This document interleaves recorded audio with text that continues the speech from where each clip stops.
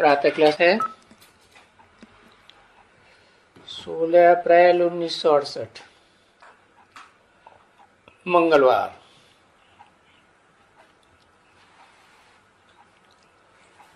ओम शांति। बाप बैठ करके बच्चों को समझाते हैं। कभी खड़े खड़े समझा दें तो नहीं चलेगा है? लेटे लेटे समझा दें तो नहीं चलेगा है? क्यों कहते हैं बार बार बैठ करके समझाते हैं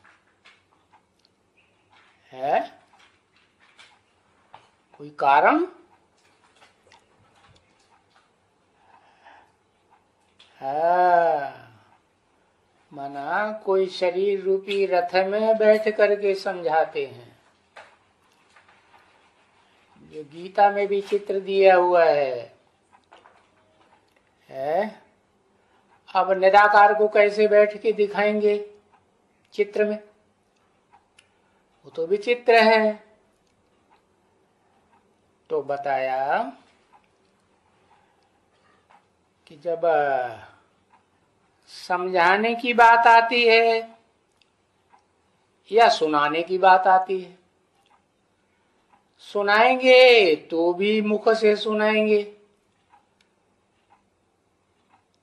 तो भी शरीर रूपी रथ में बैठना पड़े, और सुप्रीम टीचर बनकर के समझाएंगे तो भी रथ में शरीर रूपी रथ में बैठ करके बच्चों को समझाएंगे।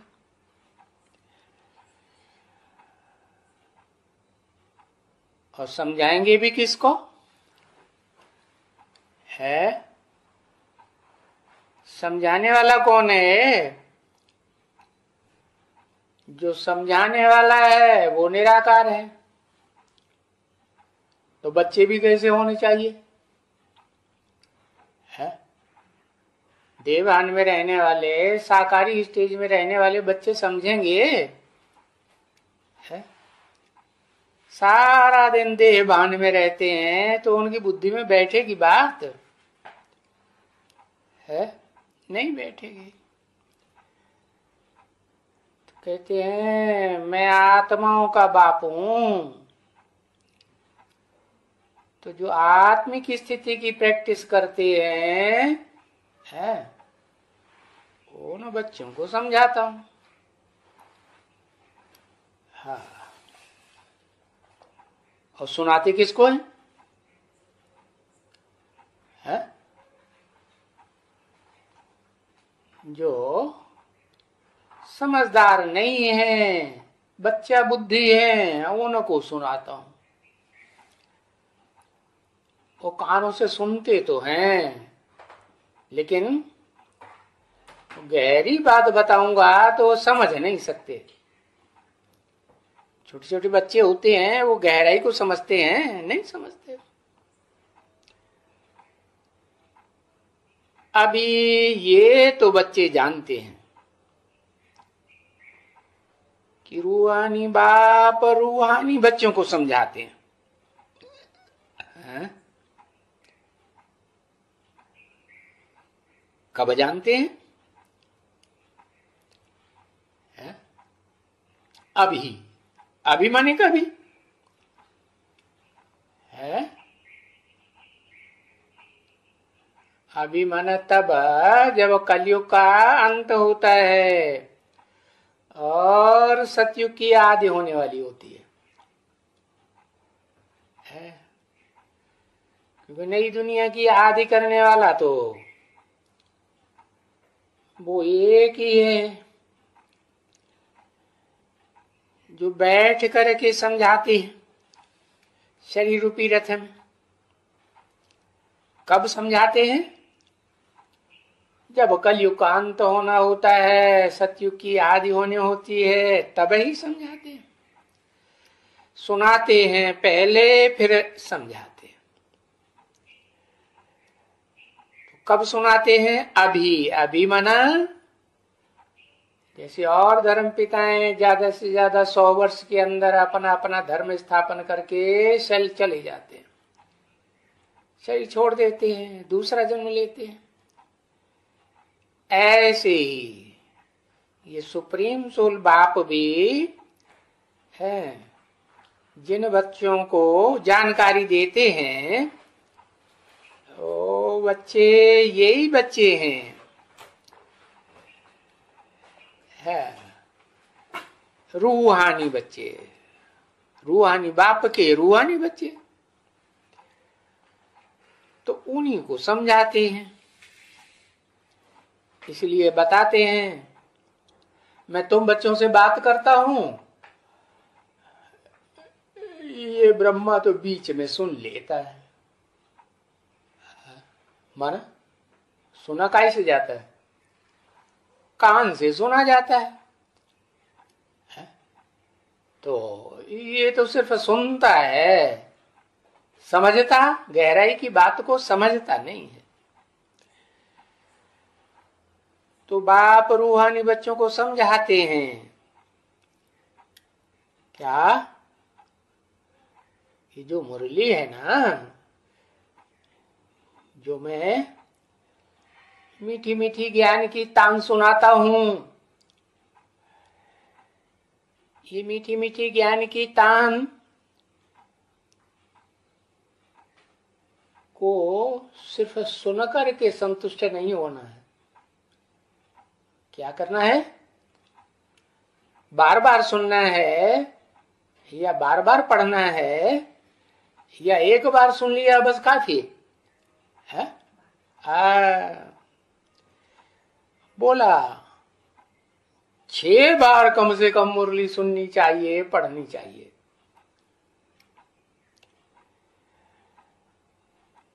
तो अभी रूहानी बाप और रूहानी बच्चे हैं।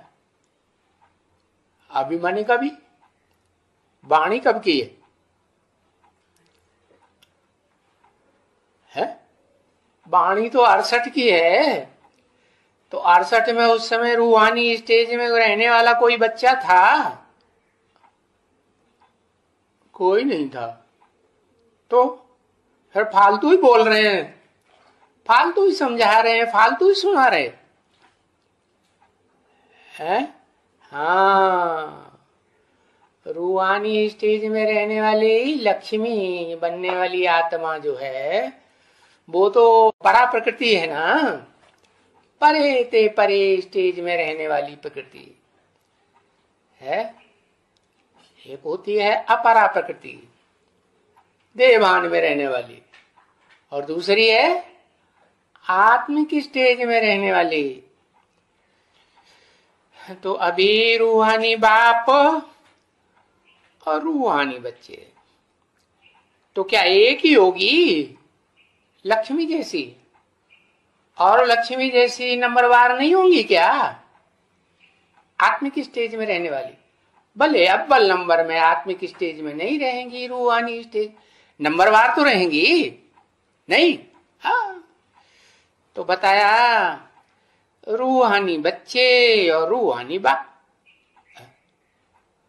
लेकिन जिसको कहा कि वो लक्ष्मी की जो आत्मा है वो तो स्त्री चोले में है, लेकिन बाप स्त्री चोले को देखते हैं या आत्मा को देखते हैं?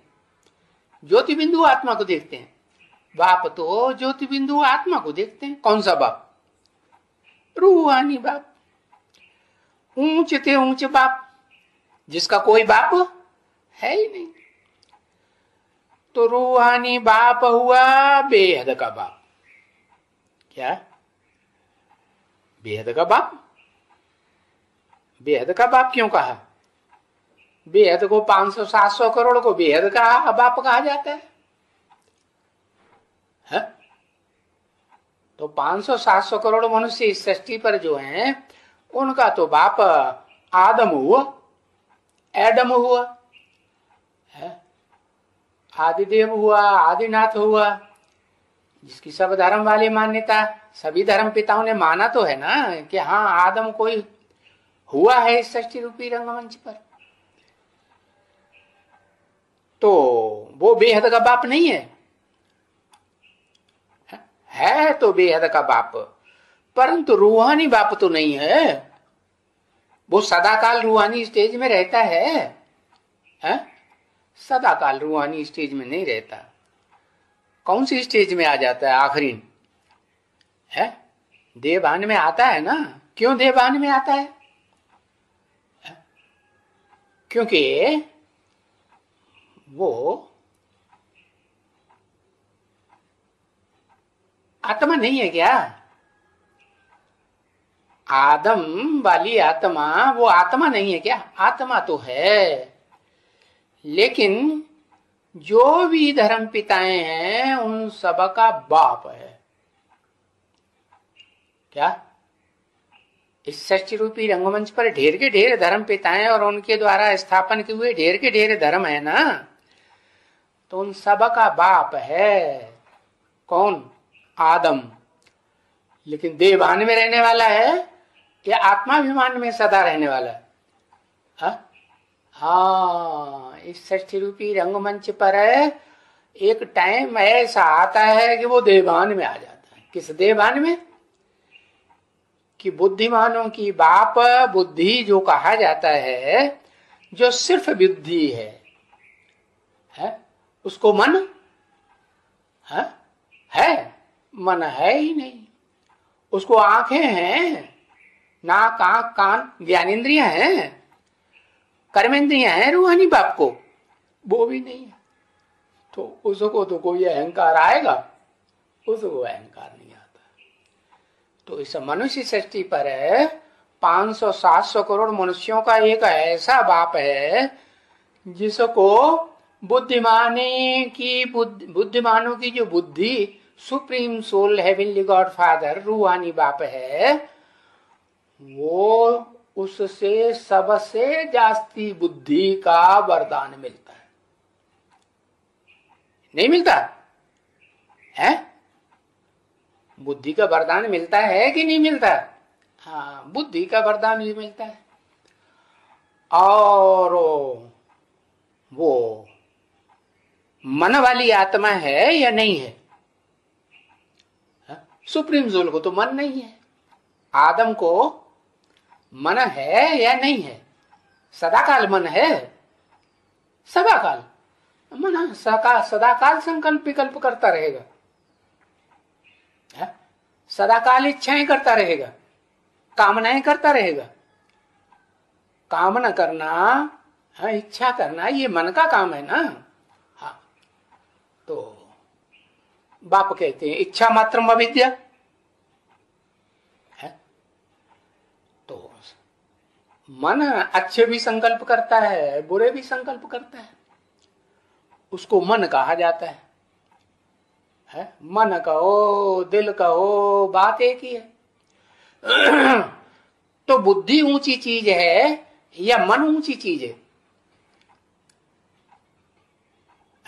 हाँ, जो त्रिनेत्री बाप कहा जाता है वो तो वही है जिसको तीसरा नेत्र भी मिलता है। शिव के लिए कहेंगे कि उसको तीसरा नेत्र मिलता है? कहेंगे? नहीं कहेंगे। दो नेत्र तो हर मनुष्य मात्र को होते ही हैं। कोई काना हो जाए वो बात दूसरी है। बाकी नेत्र तो होते हैं ना। हाँ, ऐसे नहीं हर जन्म जन्मांतर कोई काना ही बनता रहेगा, ऐसा होता है? ऐसा तो होता नहीं। तो बताया ये दो बेहद के बाप हैं। एक मनुष्य सृष्टि का बाप, उसको बुद्धि भी है। बुद्धिमानों की बुद्धि बाप से, रूहानी बाप से बुद्धि मिली है। सबसे पहले उसे बुद्धि मिलती है या मध्य में मिलती है या बाद में मिलती है? 500-700 करोड़ के बीच में है, सबसे पहले है। तो इसलिए वो बेहद का बाप है। मनुष्य सृष्टि का बेहद का बाप, उसको जितने भी मनुष्य मात्र हैं उनको मन जरूर होता है। मनुष्य कहा ही तब जाता है जब मनु की औलाद बने। मनु की औलाद को मनुष्य कहा गया। अगर मनुष्य मनन चिंतन मंथन न करे तो जानवर में और मनुष्य में कोई अंतर है? है कोई अंतर? हाँ। तो इसका मतलब ये हुआ कि सृष्टि रूपी रंगमंच पर जो भी 500-700 करोड़ मनुष्य आत्माएं हैं उनको सबको अपना मन होता है और सबको इच्छाएं होती है, अच्छी या बुरी। हाँ, ये है कि आत्माएं जब परम धाम की स्टेज से, आत्मिक स्टेज से नीचे उतरती हैं तो शुद्ध इच्छाएं ही होती है और देहधारी के संग में आती हैं तो क्या होता है? हाँ, जिनको देह भान रहता ही रहता है उनके संग के रंग में आती हैं और उनकी देह की इंद्रियों का संग करती है, चाहे ज्ञान इंद्रियां हो चाहे देह। तो फिर क्या होगा रिजल्ट? संग का रंग लगेगा या नहीं लगेगा? हाँ। तो ऐसा संग का रंग लेने वाली इस मनुष्य सृष्टि में 500-700 करोड़ जो भी मनुष्य आत्मा है सबकी यही हालत है। उनमें अव्वल नंबर है कौन है? जिसको बुद्धि का भी बड़ा अहंकार है और संकल्प विकल्प करने वाली इच्छाओं का भी बड़ा अहंकार है। मनुष्य के जीवन में बड़े से बड़ी इच्छा क्या होती है? प्रबल इच्छा। क्या कोई होती है? और बहुत ज्यादा इच्छा होती है। जितनी भी इच्छाएं हैं, जितनी भी कामनाएं हैं, उन कामनाओं में बड़ी कामना, चाहे वो स्त्री चोलाधारी हो चाहे पुरुष चोलाधारी हो, क्या जो देह की इंद्रियां हैं उन इंद्रियों से सुख भोगने की इच्छा सभी को होती है। नहीं होती है? हर मनुष्य मात्र को होती है। तो उन सबका वो एक बाप है। कौन है? हाँ, जिसको बोला है राम बाप को कहा जाता है, क्योंकि यादगार मंदिर भी है। जो यादगार मंदिर हैं उसमें राम वाली आत्मा को बाप के रूप में बड़ा दिखाया, सगीर दिखाया है या बच्चे के रूप में दिखाया है? बड़ा दिखाया है ना, समझदार है ना। और बच्चा कृष्ण को दिखाया है, कृष्ण को बच्चे के रूप में ही दिखाया ना। हाँ, कृष्ण को कभी मंदिरों में बड़ा रूप नहीं दिया है। क्यों? क्योंकि जो यादगार है वो कलयुग के अंत और सतयुग के आदि के 100 साल की यादगार है। जिन 100 सालों में वो सुप्रीम सोल वो साकार मनुष्य तन में, जिसे अर्जुन कहो, आदम कहो, एडम कहो, उसमें प्रवेश करके है सुनाता है क्या? जानकारी सृष्टि के आदि मध्य अंत की सुनाता भी है और फिर समझाता भी है ना। हाँ, तो वो सुप्रीम सोल बेहद का बाप आत्माओं का बाप है, रूहानी बाप। और जिसमें प्रवेश करता है वो है मनुष्य सृष्टि का बाप है, मनन चिंतन मंथन करने वालों का बाप।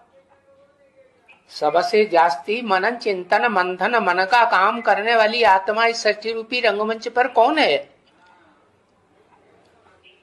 कोई है या नहीं है?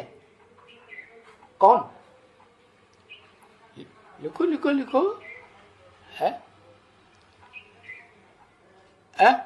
अच्छा, व्यास के अलावा और कोई नहीं है? व्यास तो शरीरधारी का नाम है? आज की दुनिया में कहीं व्यास है?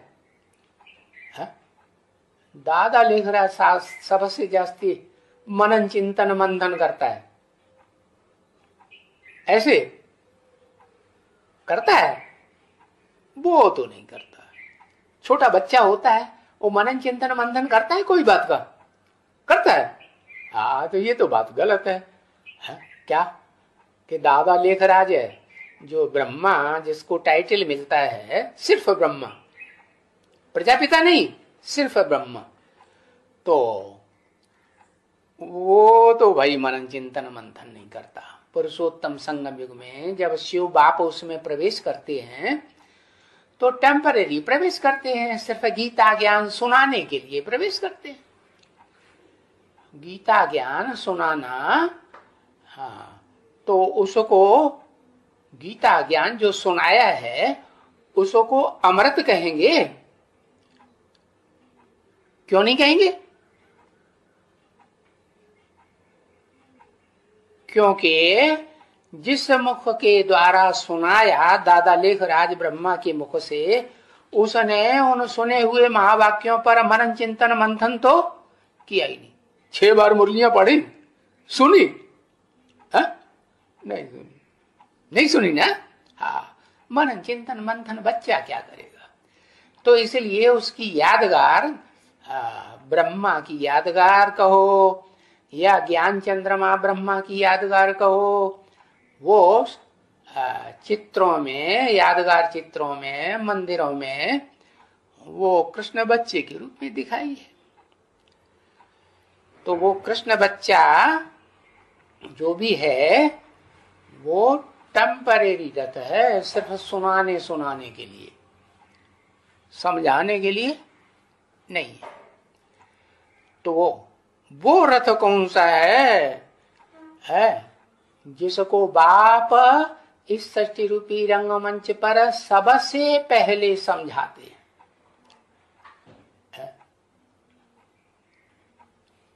और कब समझाते हैं?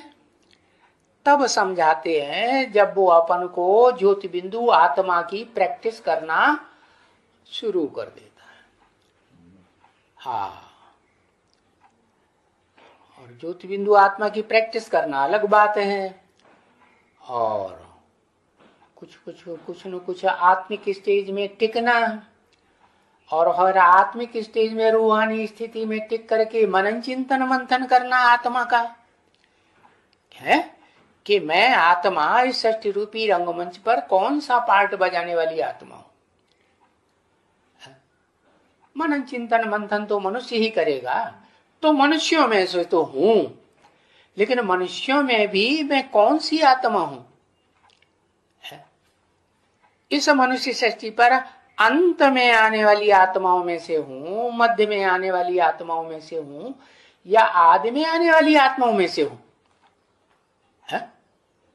हाँ, तो बाप कहते हैं मैं रूहानी बच्चों को समझाता हूं, जिस्मानी बच्चों को नहीं समझाता हूं।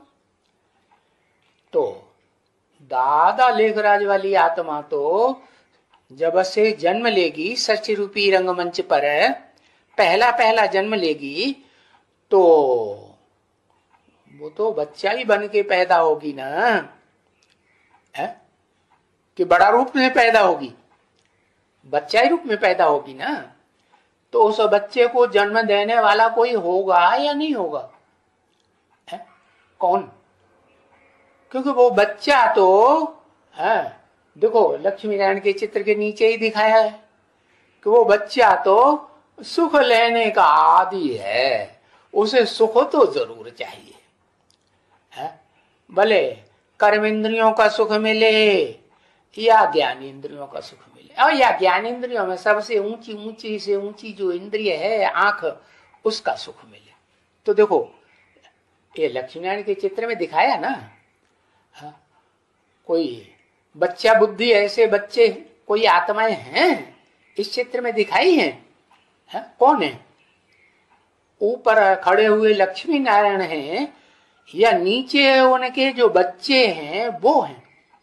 क्योंकि दूसरी पीढ़ी में है, जो पहली पीढ़ी होती है इस सृष्टि रूपी रंगमंच की, और रंगमंच की पहली पीढ़ी तो देहधारियों की ही होगी ना, है? देवताएं जो हुए हैं इस षष्ठी रूपी रंगमंच पर, वो सभी जितने भी देवात्माएं हैं वो सभी देहधारी हुए ना। हाँ, और देह से विदेही तो सिर्फ एक ही दिखाया जाता है। कौन? जिसको देह की स्मृति ही नहीं रहती और टोटल 100% स्मृति त्याग देता है। माने लगातार रूहानी स्टेज में रहे या नहीं रहे, लगातार रूहानी स्टेज में रहे, देह की याद ही ना आए, तो बाप समान बनाए या नहीं? सुप्रीम सोल बाप के समान है? रूहानी बाप के समान बना कि नहीं? रूहानी बाप को अपनी देह है? नहीं है। तो जो बड़ा बच्चा है आदम अर्जुन, उसको भी यही ज्ञान देता है क्या कि अपन को आत्मा समझो, अणोअणियान सम, जैसा बाप वैसा बच्चा। बाप भी आत्माओं का बाप जो है वो भी रूहानी है, रूह है, देह नहीं है। तो बताया रूहानी बाप हुआ बेहद का बाप, रूहानी बच्चे भी बेहद के बच्चे। तो कितने हैं? है जो रूहानी स्टेज में है बाप के सन्मुख बैठने वाले हैं और वो रूहानी स्टेज में टिक जाते हैं। कितने? है? अरे कुछ संख्या है कि नहीं है? 8 बच्चे हैं। ऐसे 8 बच्चे हैं कि बाप के सन्मुख बैठ करके है रूहानी स्टेज में टिक जाते हैं, रूहानी स्टेज में टिक जाते हैं। हाँ, उनमें 9वें बच्चे को बताया वैल्यूलेस। क्यों? क्यों वैल्यूलेस बताया है? कि वो 9वां बच्चा जो है रूहानी बाप को ही मानता है और कोई जिस्मानी व्यक्ति को मनुष्य सृष्टि का बाप मानता ही नहीं। 9वां धर्म पिता कौन है? मुख्य नाम मालूम है?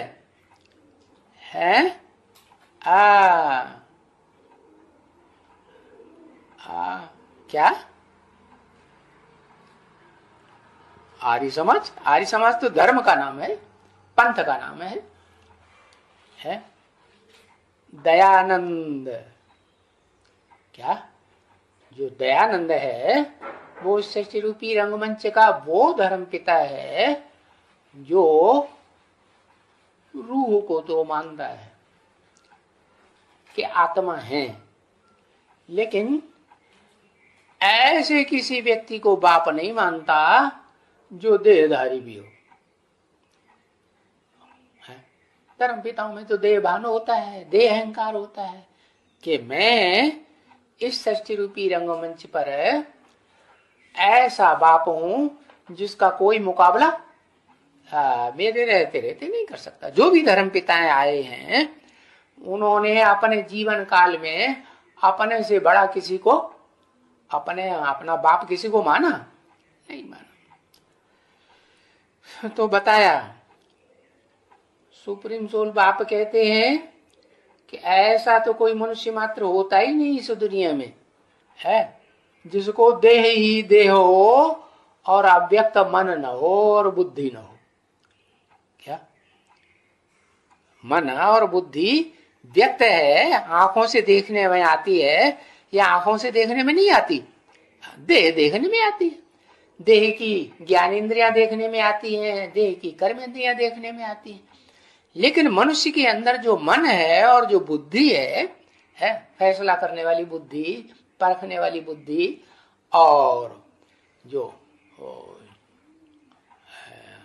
संकल्प विकल्प करने वाला मन है, वो देखने में आता है? देखने में नहीं आता, तो उसको अव्यक्त कहा जाता है। हाँ, उसको व्यक्ति नहीं कहेंगे। व्यक्त तब कहें जबकि कोई शरीर धारण करे। तो बताया कोई शरीर छोड़ता है? मुर्दा बन जाता है ना, तो उसमें मन बुद्धि रहती है? रहती है? मन बुद्धि नहीं रहती है? क्या चीज निकल गई? इंद्रियां सारी हैं, ज्ञान इंद्रियां भी हैं, कर्म इंद्रियां भी हैं, सारा शरीर है, सारे शरीर के अंग हैं। क्या निकल गई? कौन सी ताकत निकल गई? मन बुद्धि की ताकत, जो इन आंखों से देखने में नहीं आती, वो निकल गई। उस मन बुद्धि की शक्ति को ही कहा जाता है रूह। क्या कहते हैं? जो रूह है वो रूह चैतन्य है। मन उसको जड़ कहेंगे या चैतन्य कहेंगे?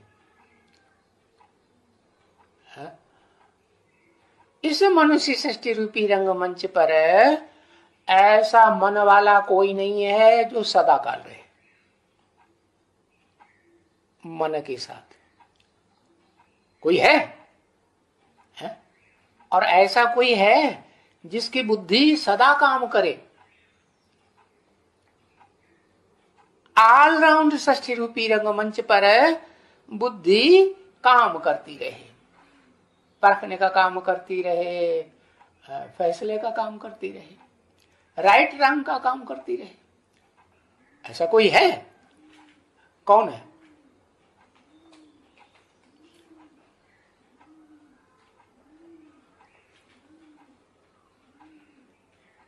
राम। राम तो देहधारी का नाम है। देह में धरी है बुद्धि मन, तो देहधारी। शिव बाबा सदा कायम है। कौन है वो शिव बाबा? 500 करोड़ में कोई है आज की दुनिया में कि नहीं? कहाँ है?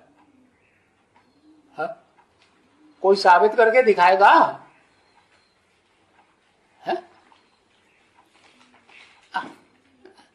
कोई प्रूफ और प्रमाण सहित है साबित करके नहीं दिखाएगा तो थोड़े ही मानेगा कोई है? आज तो बुद्धिमानों की दुनिया है, वो बिना प्रूफ और प्रमाण के कोई बात मानने के लिए तैयार ही नहीं होते है। हाँ, मेरा परिचय मेरे सिवाय कोई दे नहीं सकता, तो वो कौन मनुष्य है जो कहता है कि मेरा परिचय मैं ही देता हूं? कोई है? कौन है?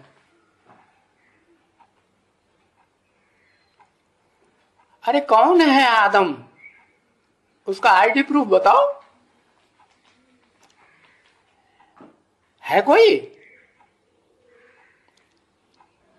है?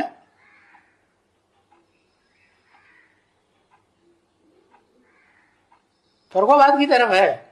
चलो ढूंढ के ला। मालिक को मानते हैं फरुखाबाद के। कौन है वो मालिक?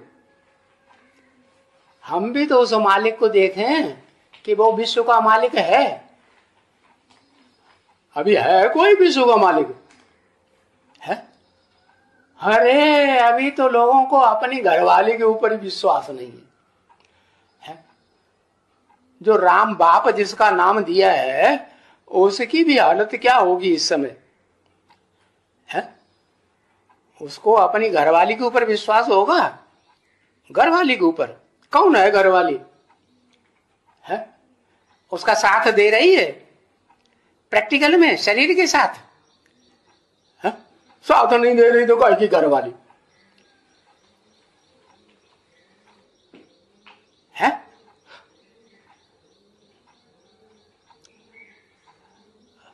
मन बुद्धि से साथ दे रही है। मन बुद्धि से पहचान लिया उसने? है? कहाँ है? तो फिर उसके नजदीक क्यों नहीं रहती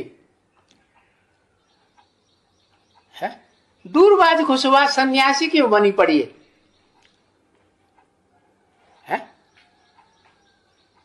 लक्ष्मी नारायण का चित्र, चित्र तो जड़ होता है, चित्र को चैतन्य थोड़े ही कहेंगे। है एक दूसरे को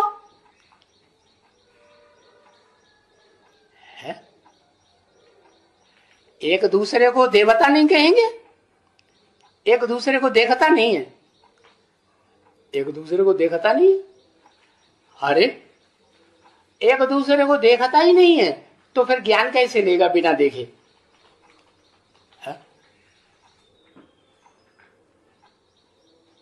ज्ञान लेगा या नहीं लेगा?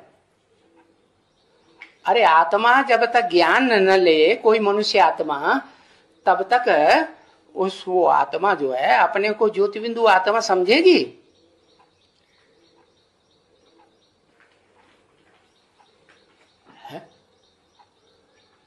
आत्मिक स्थिति में सदाकाल रहेगी?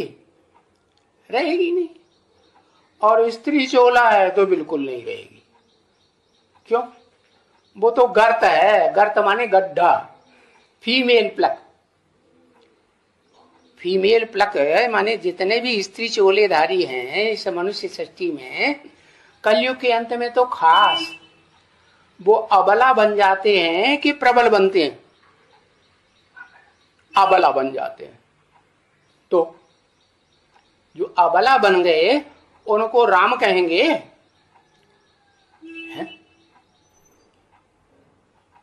राम उसे कहा जाता है जो प्रबल हो।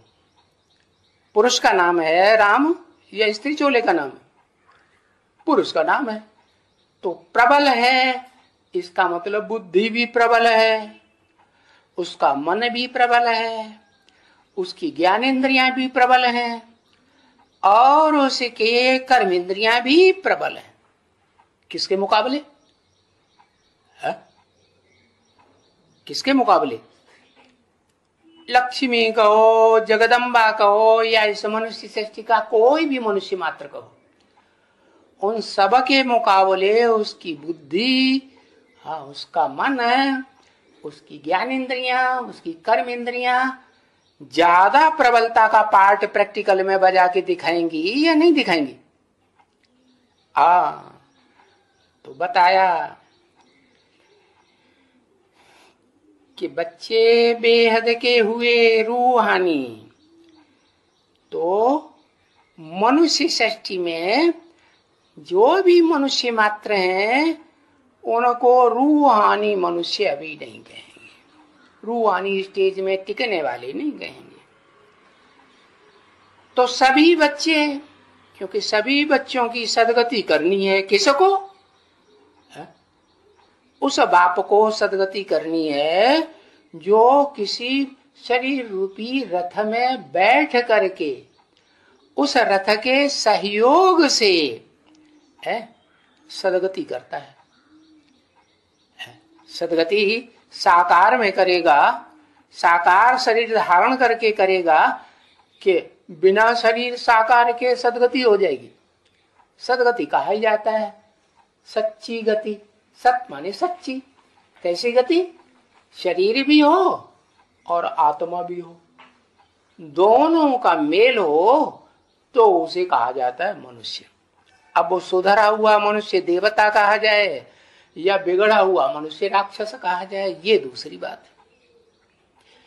तो बताया बच्चे तो सभी हैं, क्योंकि सभी बच्चों की सदगति करनी है। किसको? निराकार को या निराकार साकार के मेल को? किसको सदगति करनी है? साकार के मेल को। माने साकार साकार मिल जाए तो हो जाएगी सदगति। वो निराकार जो सदा निराकारी स्टेज में रहता है, रूहानी स्टेज में रहता है, और वो जो इस सृष्टि रूपी रंगमंच पर सदा काल देह के साथ भी है, उसकी देह खलास ही नहीं होती। चाहे सूक्ष्म शरीर चाहे स्थूल शरीर रहता जरूर है क्या? लेकिन ये बात दूसरी है कि वो भूल जाता है। क्या ऐसा पुरुषार्थ रूहानी बाप आकर सिखाते हैं क्या कि तुम अपन को देह न समझो, तुम सदाकाल इस सृष्टि पर रहने वाली पार्ट बजाने वाली आत्मा क्या हो? रूह हो। तो बताया ऐसे बच्चों की सदगति करनी है। कैसे बच्चों की सदगति होती ही तब है जब कहा जाए कि देह भी हो और आत्मा का कॉम्बिनेशन हो, दोनों का मेल होगा तो सदगति होगी। शिव बाप के लिए कहेंगे कि उसकी सदगति होती है? उसकी कभी दुर्गति होती है? उसकी दुर्गति नहीं होगी तो सदगति क्या होगी? तो सृष्टि रूपी रंगमंच पर एक भी मनुष्य मात्र नहीं है जिसकी दुर्गति न होती हो और जिसकी सदगति न होती है। कोई कोई है? हाँ, हो तो पहचान लिया हो तो बताओ। है? अभी कोई नहीं है, क्योंकि खुद सदगति करने वाला होगा तो दूसरों की भी सदगति करेगा। अपनी सदगति नहीं कर सकता है तो दूसरों की सदगति करेगा? करेगा। और सदगति दाता एक ही है कि अनेक हैं? एक ही है, लक्ष्मी। लक्ष्मी वाली आत्मा वो उसको सदगति दाता कहें?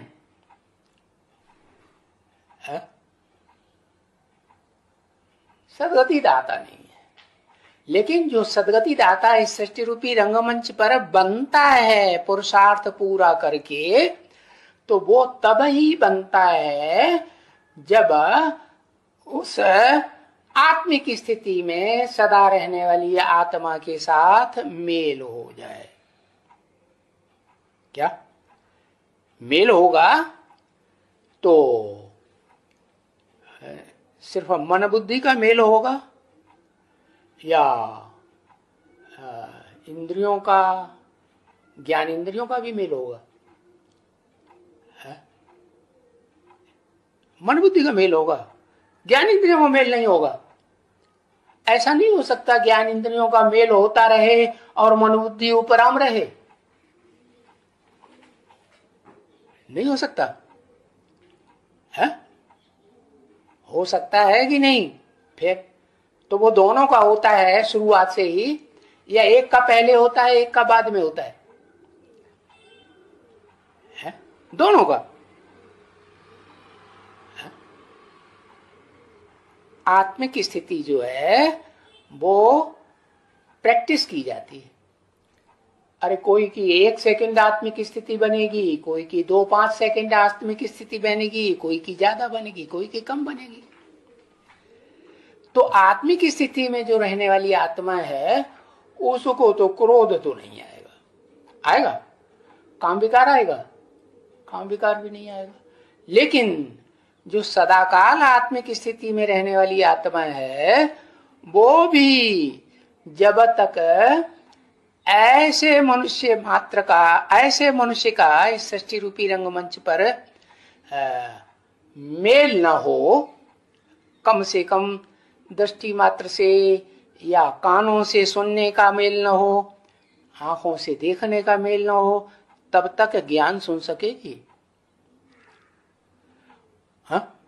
और ज्ञान नहीं सुन सकेगी तो फिर वो प्रैक्टिकल में उसकी सदगति होगी?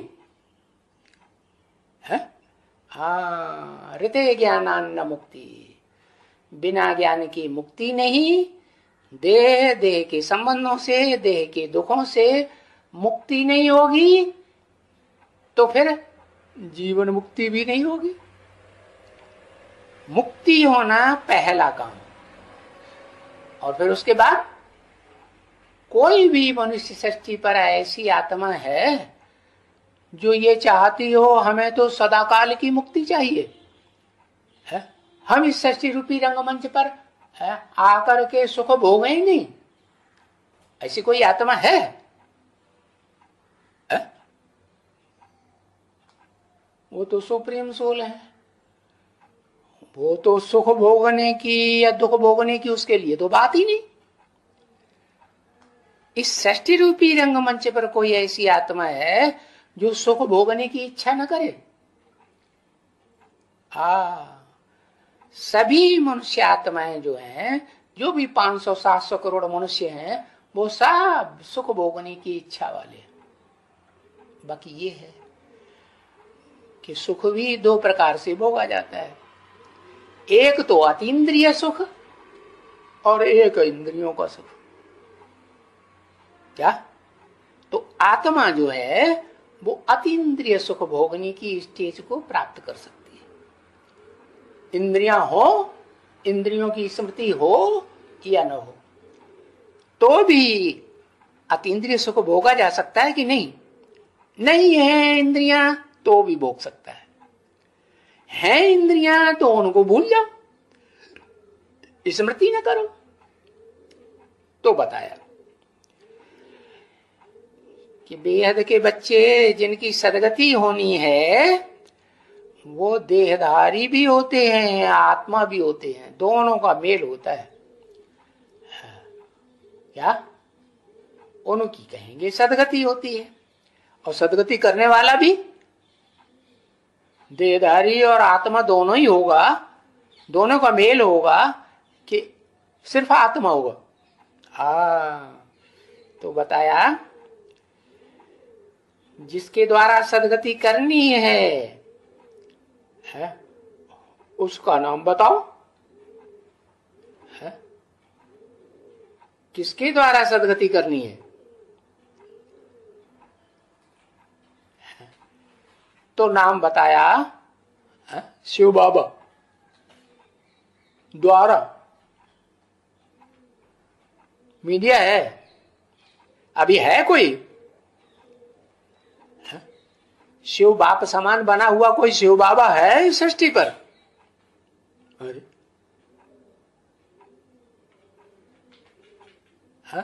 सबका सदगति दाता राम।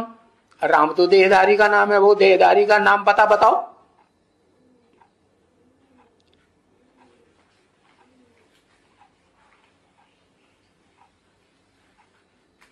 पक्का पक्का बताना पड़े, प्रूफ और प्रमाण सहित है। जो देह को भूल गया हो, देह को भूले तो शिव बाबा। इस सृष्टि रूपी रंगमंच पर देह को भूल करके रहे परसेंटेज में ही सही तो कहेंगे शिव बाबा। लेकिन वो शिव बाबा तो इस सृष्टि रूपी रंगमंच पर दिखाई नहीं पड़ता, न देवताओं को दिखाई पड़ता है, न दैत्यों को, असुरों को ही दिखाई पड़ता है, नहीं दिखा। वो तो गुप्त पार्टधारी है। तो देखो, बाप गुप्त, रूहानी बाप गुप्त, तो रूहानी बाप का बच्चा भी गुप्त। इस सृष्टि रूपी रंगमंच पर वो गुप्त ही पार्ट बजाता है। रूहानी बाप का बड़े से बड़ा रूहानी बच्चा जो इस सृष्टि रूपी रंगमंच पर पार्ट तो बजाता है। कहते हैं शंकर इस सृष्टि पर ही रहता है। कहाँ रहता है? इस सृष्टि पर कैलाश पर्वत पर रहता है। या तो कैलाशी वासी है या तो काशी वासी है। क्या? काशी माना काश्य, जिसमें तेज ही भरा हुआ है, याद का, याद का तेज जिसमें भरा हुआ है उस काशी में ही रहता है। काशी कैलाशी वासी कहा जाता है, लेकिन देखने में किसी को नहीं आता। आता है? नहीं आता है। तो बताया कि बाप को है सदगति करनी है, तो जिसे कि सदगति पहले होती है वो ही फिर बाप और दूसरों की भी सदगति कर सकता है। क्या?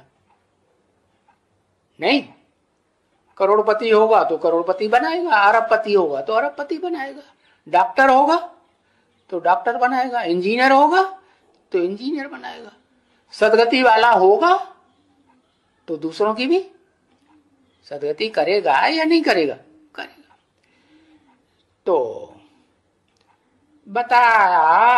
बताया नहीं, सब पूछा वाणी में, किसके द्वारा सदगति करनी है बताओ, तो कोई बता पाएगा? है? किसके द्वारा सदगति करनी है कोई बता पाएगा? आज बताएगा, कल गायब हो जाएगा। है? क्यों? माया किसी को छोड़ती है? 100% ज्ञानी बना हुआ किसी को छोड़ेगी? किसी को नहीं छोड़ेगी, एक को छोड़ेगी। वो भी तब छोड़ेगी जब वो क्या ऐसी स्थिति धारण करे जैसी बुद्धिमानों की बुद्धि की स्थिति है, रूहानी बाप की, ऐसी स्थिति धारण करे। ओम शांति।